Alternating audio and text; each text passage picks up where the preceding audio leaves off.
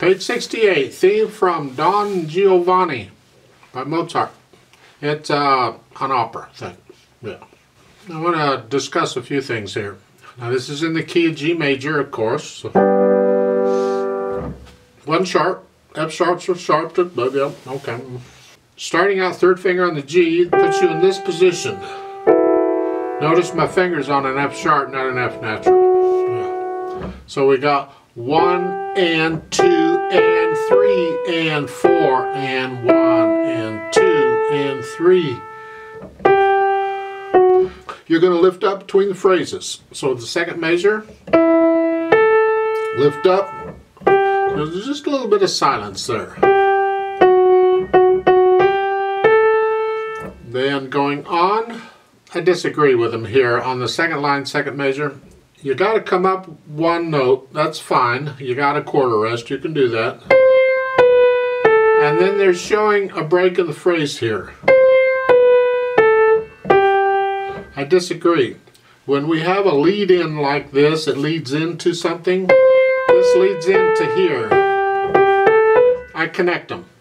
So it's like it's all phrased together. So I wouldn't break the sound between the second and third measure of the second line, just connect it all. And then in the third measure there, watch the fingering. The quarter note G is second finger, but the eighth note G is third. And then in the next line, the second measure, that G is with the fourth finger. This idea of changing fingers on a note like this is very common, and you try and get to where you can do it without looking at the keyboard. It's really important you be able to do this sort of thing to any two fingers. Right now, or in the second line, it's 2 to 3, and you can just go back and forth. Get that so you get it, and then in the third line, it's 3 to 4. Again, doesn't matter what the fingers are, it could be any fingers, but try and get good at it. Now at the bottom of the page they're telling you to prepare. Well, let's forget the prepare part. They're not cooking or nothing, they're not going to prepare. You're ending up with fourth finger on the G half note, and what they mean is during this half rest, sometime you got to move your hand. Well, you're moving your hand one key because your fourth finger's on the G, and at the top of page 69 you want third finger. That's really hard to prepare. Just right before you need to play the note at the top of page 69, just move your hand up one key. Okay. Then 69 is very similar to page 68 until you get down to the third line. The first measure is okay, you've had this before. But then going to the second measure, you cross the thumb under and get the G with the thumb. Get to where you can do this without looking. Just real slow, and forget the rhythm, just get the notes.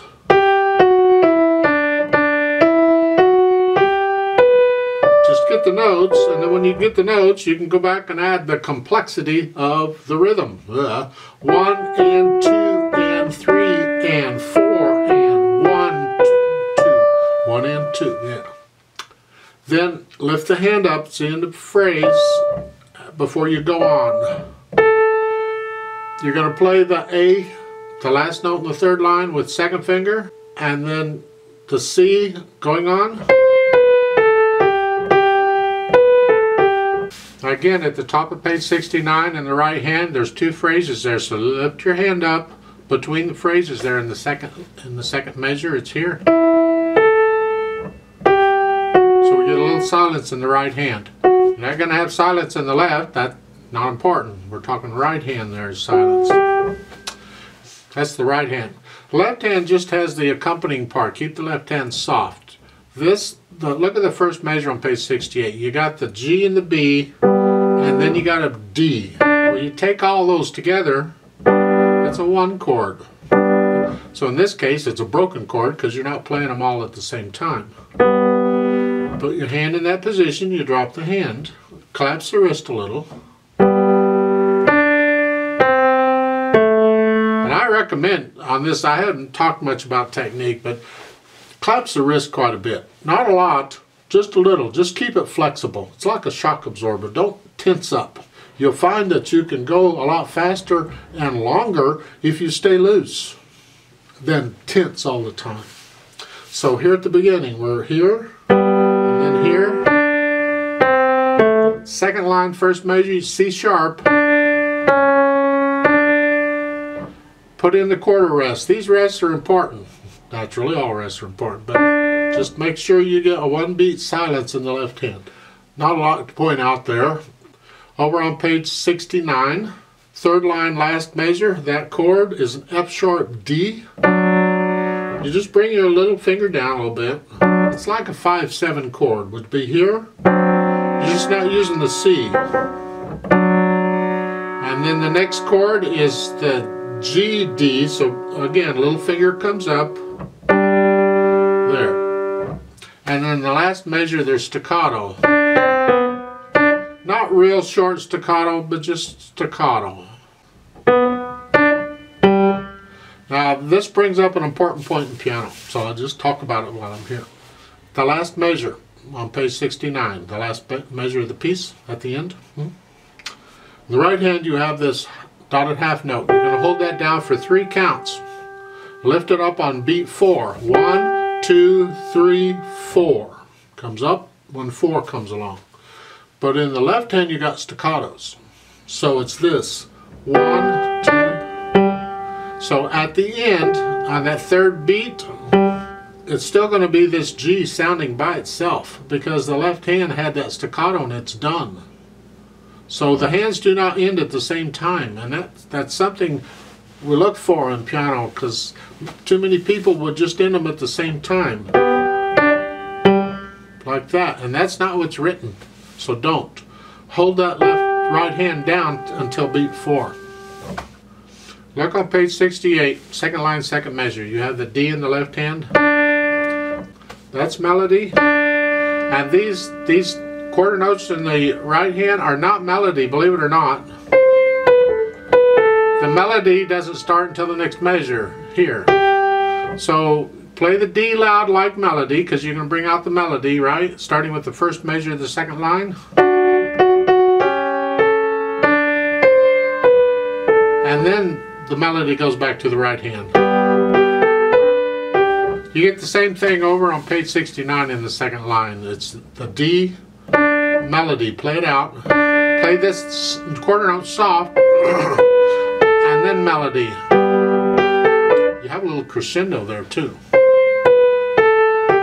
So you get sort of loud. Not loud, just sort of loud. There's a crescendo on the third line. You see that? Last to the first measure. You start getting, go to here. And then in the last line, there's a decrescendo. The arrow goes the other way. As far as speed goes, I'm sure you can find recordings of this. It's singing it, of course. It's a vocal thing. If you'll search on them fancy words, Italian words that I can't pronounce up there, or the Don Giovanni thing, whatever, you'll find this melody to get an idea how fast it goes. This Andante is kind of a nice strolling speed. It's just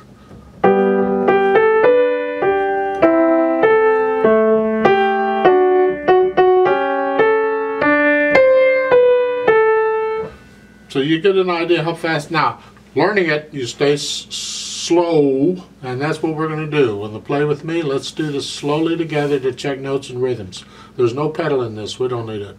So the right hand here to start, left hand's here. I'll give us 4 counts. 1, 2, ready, go, and 1 and 2 and 3.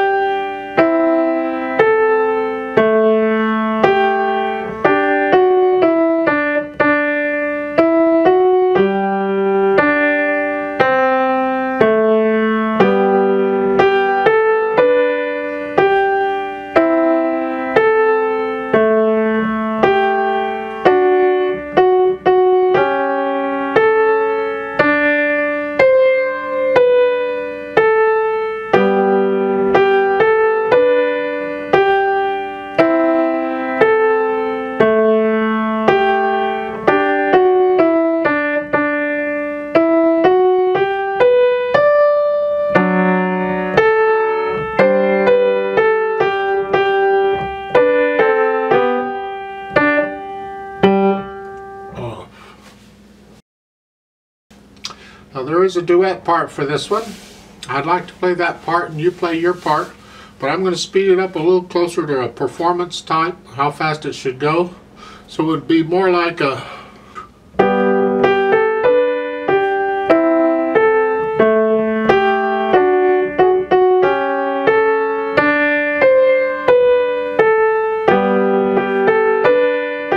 type thing, and let's play it together. I'll give us 4 counts and we'll begin.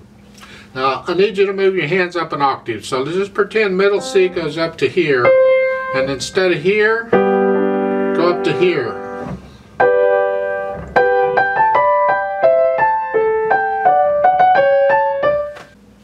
Put your hands where they go up here. 1, 2, ready, go.